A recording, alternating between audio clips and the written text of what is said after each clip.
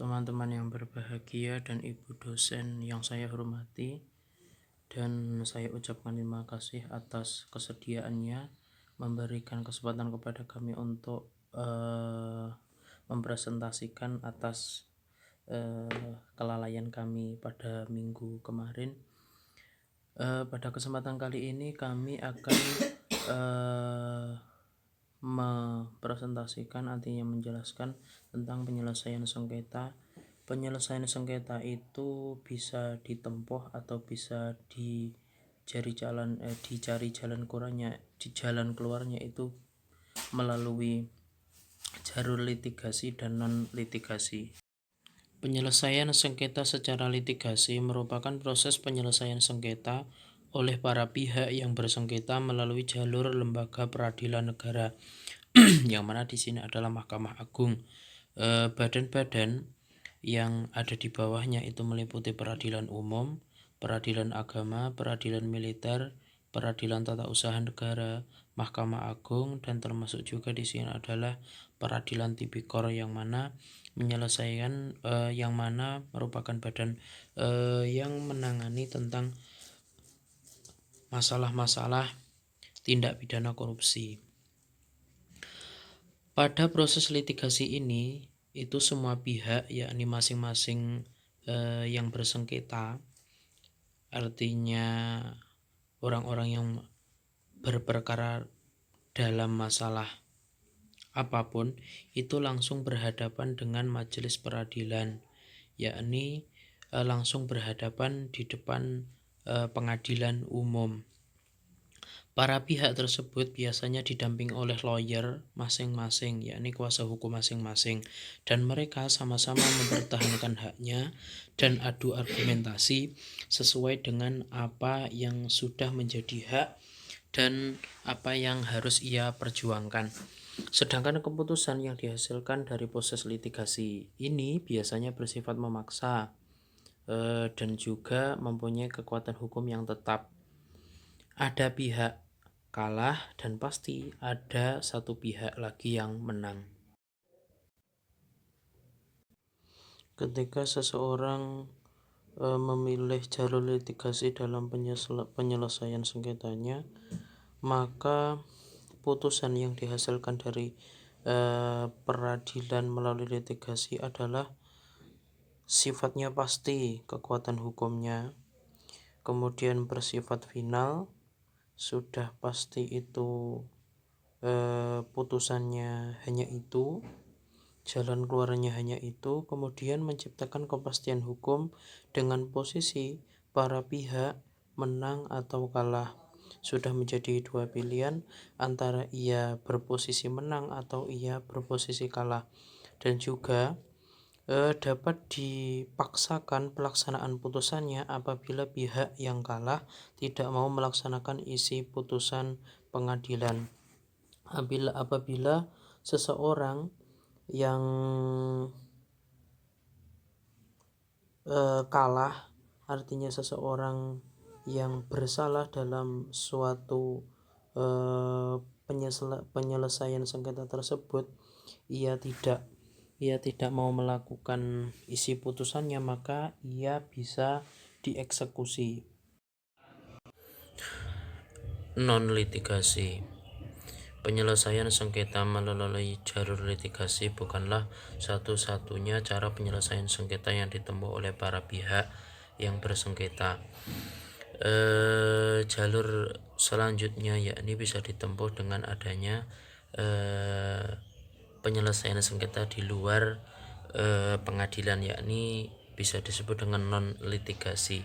Cara penyelesaiannya itu bisa melalui negosiasi, artinya musyawarah, mediasi, arbitrase, dan konsiliasi. Metode ini itu sering digunakan dalam masyarakat, yakni karena apa? Karena penyelesaian sengketa ini itu merupakan aktualisasi dari kehidupan masyarakat sehari-hari, yang mana itu sangat mengedepankan akan perdamaian, yakni keduanya itu dipertemukan, sebelumnya adanya omongan, kemudian dipertemukan dan kemudian dicari jalan tengahnya, bukan seperti jalur penyelesaian sengketa secara litigasi yang mana harus ada yang menang dan ada yang kalah. Dalam non litigasi itu sangat mengedepankan akan adanya perdamaian. Negosiasi merupakan penyelesaian sengketa, yakni salah satu cara untuk menyelesaikan sengketa, yakni para pihak yang bersengketa itu melakukan musyawarah untuk mencapai kata sepakat secara langsung antara pihak keduanya, yang hasilnya dapat diterima para pihak tersebut. Negosiasi pada dasarnya ditempuh oleh para pihak yang bersengketa untuk menyelesaikan sengketanya dengan tujuan untuk mencapai kesepakatan bersama. Apabila para pihak dalam menyelesaikan sengketa secara jalur negosiasi itu tidak dapat jalan temu, artinya buntu, maka para pihak yang bersengketa dapat menempuh cara lain, yaitu dengan cara mediasi.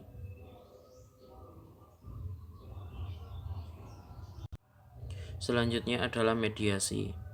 Dasar hukum tentang mediasi dapat ditemukan dalam pasal ayat 3, ayat 4, 5 Undang-Undang Nomor 30 Tahun 1999 tentang arbitrase dan alternatif penyelesaian sengketa. Mediasi adalah salah satu proses penyelesaian sengketa antara dua pihak atau lebih melalui perundingan atau cara mufakat dengan bantuan pihak netral yang tidak memiliki kewenangan memutus. Mediasi adalah pertemuan antara keduanya yang mana ditengahi oleh seseorang yang sifatnya netral, bukan memihak kepada salah satunya. Pada mediasi, keinginan dari masing-masing pihak yang menyelesaikan sengketa merupakan faktor penentu proses mediasi dapat berjalan atau tidak, yakni prosedur dari mediasi itu adalah keinginan dari keduanya itu saling dikeluarkan, saling dijelaskan dari masing-masing yang bersengketa, kemudian selanjutnya yaitu kemudian dicari jalan tengahnya, jalan adilnya dengan perantara seorang mediator. Karakter utama dari penyelesaian sengketa melalui mediasi adalah mediator, yakni penengah tadi, itu berfungsi sebagai penengah saja, hanya dapat memberikan saran atas pemecahan masalah yang dapat terjadi, sehingga tidak dapat memaksa, yakni sifatnya mediator itu tidak bisa memaksa para pihak yang sedang bersengketa atau menaati dan mengikuti apa yang disarankan oleh mediator. Seorang mediator itu tidak harus atau tidak berhak untuk memaksa, untuk mengatur kedua orang yang saling bersengketa. Kemudian arbitrase.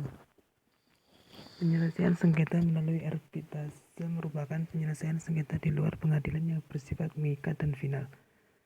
Arbitrase merupakan cara penyelesaian suatu sengketa perdata di luar peradilan umum yang didasarkan pada perjanjian arbitrase yang dibuat secara tertulis oleh pihak yang bersengketa. Arbitrase adalah institusi penyelesaian sengketa alternatif yang paling populer dan paling luas digunakan masyarakat dibandingkan dengan institusi penyelesaian sengketa yang lain. Karakteristik institusi arbitrase sangat mirip dengan lembaga peradilan, yaitu dalam hal prosedur yang dipakai, kekuatan putusan, keterikatan dengan hukum yang berlaku atau dengan aturan main yang ada. Kelebihan dari arbitrase: 1. Dijamin kerahasiaan sengketa para pihak. 2. Dapat dihindari kelambatan yang diakibatkan karena hal prosedur dan administrasi. 3. Para pihak dapat memilih arbiter yang menurut keyakinannya mempunyai pengetahuan, pengalaman, serta latar belakang yang cukup mengenai masalah yang disengketakan, jujur dan adil. 4. Para pihak dapat memilih hukum yang akan diterapkan untuk menyelesaikan masalah serta proses tepat penyelenggaraan arbitrase. 5. Putusan arbiter merupakan putusan yang mengikat para pihak dan dengan melalui tata cara atau prosedur sederhana saja ataupun langsung dapat dilaksanakan. Konsiliasi. Konsiliasi merupakan suatu proses penyelesaian sengketa di luar pengadilan antara para pihak yang bersengketa dengan melibatkan pihak ketiga yang netral dan tidak memihak.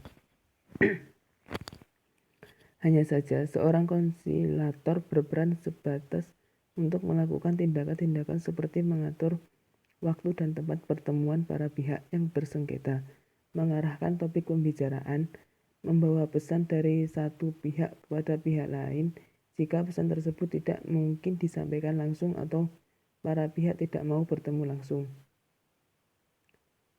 Cukup sekian presentasi dari kelompok kami. Kurang lebihnya mohon maaf. Wassalamualaikum warahmatullahi wabarakatuh.